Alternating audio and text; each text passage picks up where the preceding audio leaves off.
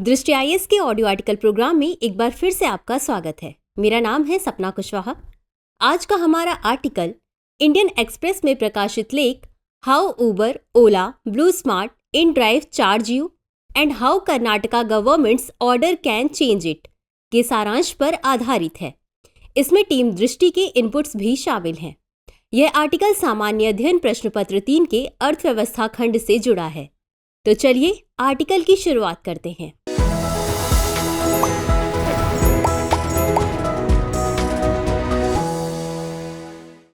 वर्तमान युग डिजिटल युग है। आज हर सुविधाएं हमारे एक क्लिक पर उपलब्ध हैं। डिजिटलीकरण ने एक ओर जहां आम जनमानस का जीवन आसान किया है, वहीं दूसरी ओर बहुत लोगों को रोजगार भी प्रदान किया है। हालांकि डोर स्टेप पर मिलने वाली इन सुविधाओं का भुगतान भी थोड़ा अधिक होता है।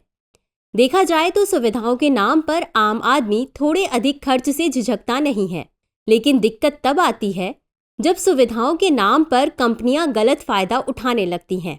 इससे ग्राहकों के जेब पर बोझ बढ़ने लगता है और सुविधाएं उनकी जेब के लिए समस्या बन जाती हैं, जबकि कंपनियां अपने लाभ को अधिक से अधिक करने के लिए ऐसा करती हैं। ऐसा ही कुछ हाल राइड सर्विस देने वाली कंपनियों का है, जैसे ओला, उबर, रैपिडो आदि। ऐसी कंपनियां सुविधाओं के नाम पर ग्राहकों से मोटी रकम वसूल करती हैं। इसे देखते हुए इन कंपनियों पर लगाम कसने के लिए हाल ही में कर्नाटक राज्य ने नए नियम पारित किए हैं। इन नियमों के अंतर्गत कोई भी राइड कंपनी एक निश्चित राशि से अधिक किराया नहीं वसूल कर सकती। इन नियमों के जरिए कर्नाटक सरकार ने ऐप आधारित कैब और सिटी टैक्सी दोनों के लिए समान न्यूनतम किराए की घोषणा की है। वहीं वाहन की लागत के आधार पर राइड कंपनियों द्वारा अधिक किराया वसूलने या सर्ज प्राइसिंग पर रोक लगा दी है।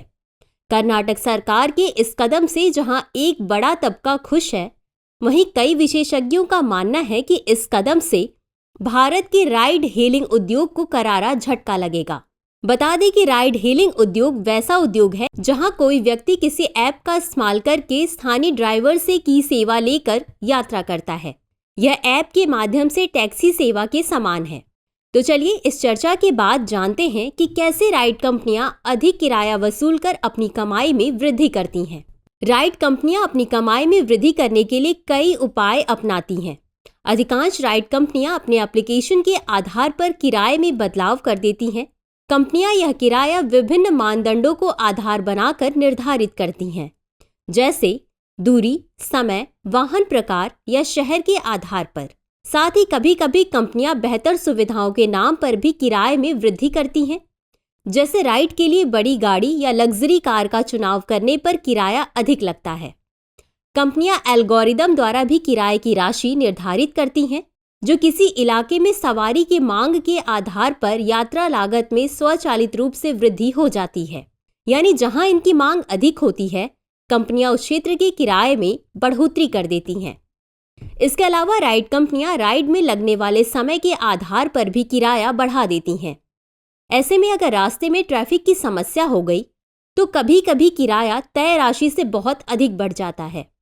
देखा जाए तो किराए बढ़ाने के ज्यादातर कारण मनमाने हैं और इन पर ग्राहक का कोई कंट्रोल नहीं है।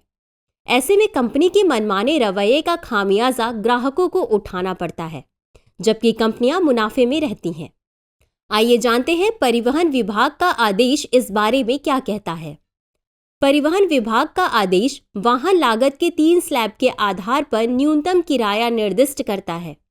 पहले स्लैब में 10 लाख रुपए तक की कीमत वाले सभी वाहन शामिल हैं, जिसके लिए 4 किलोमीटर तक के लिए न्यूनतम किराया 100 रुपए और उसके बाद के प्रत्येक किलोमीटर के लिए 24 रुपए तय किया गया है।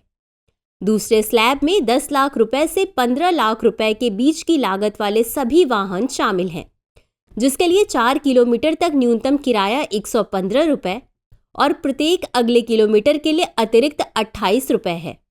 तीसरे स्लैब में 15 लाख रुपए से अधिक कीमत वाले सभी वाहन शामिल हैं, जिसके लिए शुरुआती 4 किलोमीटर के लिए न्यूनतम भुगतान 130 रुपए और उसके बाद के प्रत्येक किलोमीटर के लिए अतिरिक्त 32 रुपए का प्रावधान किया गया है।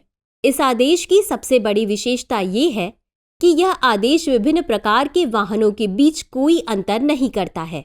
यह आदेश न ही एयर कंडीशनिंग जैसी सुविधाओं की उपलब्धता पर विचार करता है। इसके अलावा आदेश केवल यात्रा की दूरी के आधार पर किराया वसूलने की अनुमति देता है, समय के आधार पर नहीं। यानी समय अधिक लगने पर कंपनियां अधिक किराया नहीं वसूल कर सकती हैं। केवल यात्रा की गई दूरी के आधार पर किराया वसूलने का मतलब यह है कि राइड कंपनियों को सर्ज प्राइसिंग की भी अनुमति नहीं प्रदान की गई है। गौरतलब है कि सर्ज प्राइसिंग तब होती है जब कोई कंपनी मांग में वृद्धि होने पर अपने उत्पाद या सेवा की कीमत बढ़ा देती है और मांग कमजोर होने पर कीमतें कम कर देती हैं।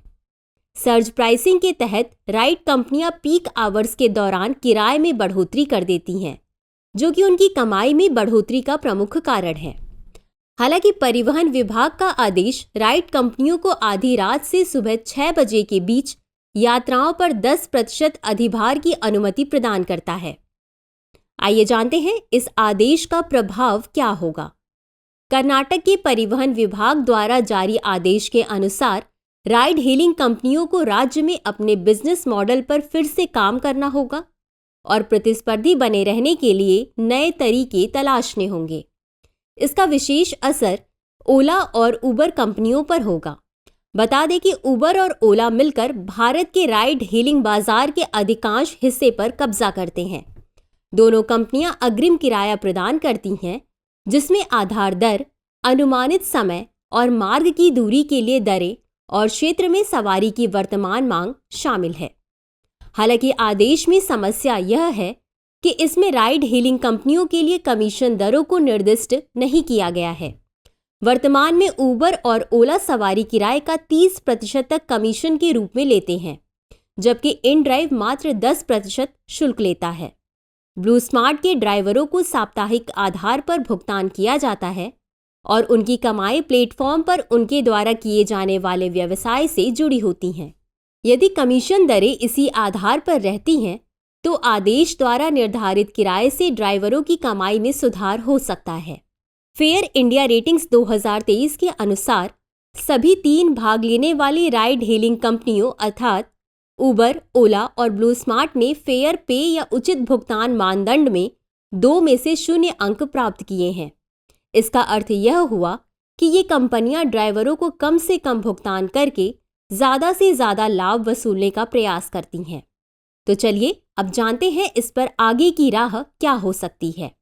कर्नाटक सरकार का यह फैसला निश्चित ही स्वागत योग्य है। सरकार के इस आदेश से लोगों को राहत मिलेगी और उन्हें किसी भी राइड के लिए एक निश्चित राशि ही भुगतान करनी होगी।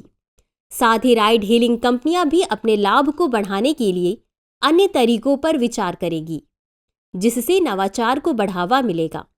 हालांकि इसका दूरगामी परिणाम क्या होगा, यह तो आने वाला वक्त ही बताएगा। हालांकि इसकी पर्याप्त संभावना है कि अगर कर्नाटक सरकार का यह निर्णय सकारात्मक परिणाम लाता है, तो अन्य राज्य सरकार भी इस तरह के आदेशों को अपने राज्य में लागू करने का प्रयास करेंगी। इससे राइड कंपनियों द्वारा बढ़ाए जा रहे किराए की दर को विनियमित किया जा सकना संभव बनेगा।